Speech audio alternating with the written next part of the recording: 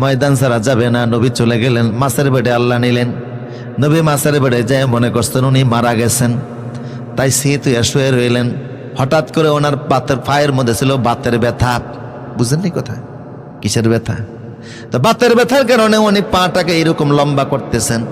যে পা লম্বা করতেছেন, সংকুচিত করতেছেন, এখন অনুভূতি আসলো না আমি তো বেঁচে আছি।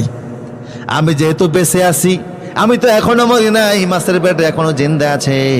বোঝা গেল শরীয়তের হুকুম নামাজও আমার উপরে আছে না নাই? সুম্মা জাআলা বাতনাল হুতা মসজিদা, তখন নবী মাছের পেটটাকে মসজিদ বানিয়ে ফেললেন। নামাজ পড়তে চাইলে মাছের পেটও বাঁধানো, নামাজ পড়তে চাইলে বিমানও সমস্যা না, বাসও সমস্যা না, ইচ্ছা হলো মনের বড় সমস্যা। আমার দেশে এখন জুমার মসজিদে মুসল্লি কম না বেশি? ফজর নামাজে কম না বেশি?